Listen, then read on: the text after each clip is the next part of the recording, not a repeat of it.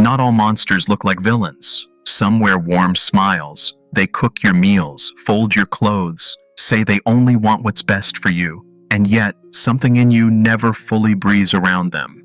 You shrink, you suppress, you obey, not out of love, but out of survival. Carl Jung called her the Devouring Mother, an archetype as ancient as myth, yet as real as your childhood. She doesn't abuse with fists or fury. She consumes with care, smothers with love, controls through guilt. Her voice echoes with phrases like, "I only worry because I love you. You'd be lost without me. Everything I do is for you." And you believe her, because she's your mother, the first voice you ever heard, the first eyes you ever looked into, the one who held you, and also held you back. The Devouring Mother doesn't raise children, she raises extensions of herself. Her love is conditional, her affection transactional. Her identity is fused with yours, so any move toward independence feels like betrayal. You grow up learning to suppress your desires, to silence your anger, to stay close, obedient, small. Because distance is punished with guilt, rebellion with shame. And one day, you realize you don't know where she ends and you begin. You struggle to make decisions, to trust your instincts, to live without her voice narrating your every move. Because for years, that voice wasn't guidance, it was control. And yet the world praises her. They call her selfless. You know better. The Devouring Mother doesn't always scream. She whispers, gently, persistently. Her power lies in the illusion of goodness. She convinces you that your fear is love, that your dependency is safety, that your guilt is loyalty. You feel trapped but grateful, smothered but indebted. She keeps you close with invisible chains, forged in sacrifice and obligation, and any attempt to break free feels like a crime against kindness, because she gave so much. She tells you how much she sacrificed, how she gave up everything for you, and you carry that burden like a silent debt. Every dream postponed, every boundary erased, every decision second-guessed, not because you're unsure, but because her approval was wired into your survival. This is the genius of the archetype. She doesn't need to control you openly. She's trained you to control yourself. You second-guess your wants. You anticipate her disappointment. You play small, not because you lack ambition, but because ambition threatens the illusion that she is needed always, forever. And even now, as an adult, her voice lives inside you. When you dare to step into your own life, it rises. Are you sure that's a good idea? Isn't that a little selfish? You know I only want what's best. And you hesitate, not because she's right, but because that voice sounds like love. But real love liberates, it doesn't devour. The most disturbing part of the Devouring Mother isn't what she does, it's what she prevents. She doesn't just control your choices, she arrests your growth. You never become who you are meant to be because your identity was never allowed to diverge from hers. And so you stay emotionally young, unsure, dependent. You find partners who replicate her energy, jobs that don't challenge her narrative, a life that feels more like an extension of her unfinished story than the beginning of your own. Carl Jung warned that the Devouring Mother doesn't raise heroes, she raises hostages. And until you break the spell, your story won't begin. But breaking the spell is not easy. It feels like betrayal, like abandonment, like killing the very person who gave you life. But what you're really killing is the illusion that you owe your life to someone who never let you live it. And as you begin to untangle from that grip, you may feel lost, guilty, alone. That's natural, because for the first time, you are separating from something that felt like love, but was control. And now, the real work begins. Returning to yourself, asking, who am I without their voice in my head? It's not rebellion, it's rebirth. If this resonates, if you've lived your life shrinking in the shadow of someone else's expectations, subscribe and hit the bell. Because healing begins the moment you realize love shouldn't hurt like obedience. As you pull away, something strange happens. You start to hear your own voice again, but it's faint, unfamiliar, uncertain. Years of molding yourself around someone else's needs has made your desires feel foreign. You don't know what you want because you were never allowed to ask. So you begin small. You sit in silence and ask, what feels true to me? And often there is no answer, just static. That's how deep the programming goes. You were conditioned to anticipate her emotions before your own, to read her moods like weather, adjusting yourself accordingly. And now, when no one's watching, you feel untethered. But that disorientation is a sign of progress, because you're no longer orbiting someone else's center. You stop calling her 5 times a day. You stop explaining every decision. You stop apologizing for needing space, and the guilt floods in, thick, heavy, paralyzing. Not because you're wrong, but because guilt was the leash. And yet, you hold the line, not out of cruelty, out of necessity. Because true love doesn't erase you, it expands you. It makes room for difference, for individuality, for growth. And slowly, you begin to rebuild. You reconnect with forgotten passions. You take risks. You say no. You make choices that don't require permission. And with each act of self-trust, her shadow grows smaller, not because she changed, but because you did. You start to see the patterns everywhere, in the way you hesitate to take up space, in how quickly you shrink your voice in conflict, in the anxiety that rises when someone praises your independence. Because deep down, a part of you still fears that freedom will cost you love. That belief didn't come from nowhere. It was wired in during moments too subtle for memory but too powerful to forget. Moments when choosing yourself meant disappointing her, when success came with suspicion, when distance felt like disloyalty, and so for years you chose safety over selfhood.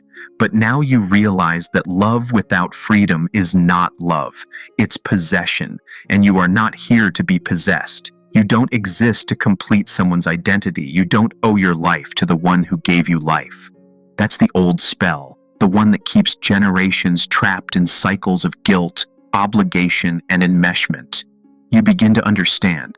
Separation is not abandonment, it's evolution. And it's not just for you, it's for everyone who came before you. Everyone who stayed small to keep the peace. Everyone who gave up their voice for the illusion of harmony. You are the interruption, the one who chooses truth over comfort, boundaries over guilt, growth over obedience. And as painful as it is, you know now, the most radical act of love is leaving the version of yourself they needed you to be. Healing from the devouring mother doesn't mean cutting her off. It means cutting the cord. The invisible thread that told you your worth was measured by your usefulness, that your happiness should never eclipse hers, that your dreams should always stay small enough to keep her comfortable. At first, the distance feels wrong. You question your choices. The guilt creeps back in. You wonder if you're being selfish, ungrateful, cold. But then, you feel something else. Quiet, spaciousness, a flicker of peace. You start to breathe without bracing, make decisions without approval. You feel yourself settling into your body in a way you never have before. Because now, you're not living for her gaze, you're living for your truth. And that truth isn't angry, it's just clear. You can love her and still leave her narrative behind. You can honor her pain without making it your purpose. You can grieve what never was and still choose what could be. Because healing doesn't require hatred, it requires honesty. And honesty sounds like, I am not your second chance. I am not your emotional caretaker. I am not here to fill the void you never filled for yourself. You are not the parent. You are not the mirror. You are not the sacrifice. You are the survivor, the breaker of cycles, the builder of something new. There comes a moment in healing when you no longer seek her approval, not because you've stopped loving, but because you've started remembering who you are without her gaze. And that self, the unobserved self, is sacred. You begin to live without narrating. You no longer craft your life for applause or reassurance. You don't edit your choices to protect someone else's fragility. You simply live. And that simplicity is revolutionary. Because when you are raised by the devouring mother, Life was never just about you. Your pain was too much. Your joy was too loud. Your needs were a threat. So you learned to minimize, to apologize, to disappear. Now you reappear, not as a rebellion, but as a return. You reclaim the right to want, to dream, to disappoint. You learn that boundaries aren't punishments, they're portals. They don't shut people out. They invite only what's real in. You don't need to convince her, or change her, or win her over. You only need to choose yourself again and again until her voice is no longer the loudest one inside you. And when you do, when you finally step beyond the spell, you realize something both heartbreaking and liberating. She never knew the real you, but now you do. You start building a life that would have terrified her, one filled with space, with silence, with autonomy. You take risks she would have warned against. You speak truths she would have silenced. You become someone she might not recognize, and that's the point, because finally you are no longer performing. You create boundaries, not walls. You learn how to say no without explaining, how to say yes without guilt. You begin to experience love without sacrifice, success without shame, and peace without supervision. And in this space, something sacred happens. You begin to forgive, not for her sake, but for your own. Not because what happened was okay, but because you are no longer willing to carry the weight of her wounds. You stop expecting her to change. You stop waiting for her to see you. You stop needing her to say the words you always wanted to hear, because healing taught you you can give those words to yourself. You can say, I see you. You were never too much. You are allowed to be free. And with that, the energy shifts. You're no longer defined by what you escaped, but by what you've created. Not by the pain you inherited, but by the peace you chose. And that peace is loud in its quietness. It speaks in the way you walk, the way you breathe, the way you finally take up space, not as a threat, but as your birthright. You begin to understand you weren't broken, you were blurred, molded into someone easy to manage, praised for being agreeable, punished for being real. But now you've sharpened, clarified, come into focus. You don't seek permission to exist. You claim your space, your voice, your timeline, and that changes everything. You love differently now, more consciously.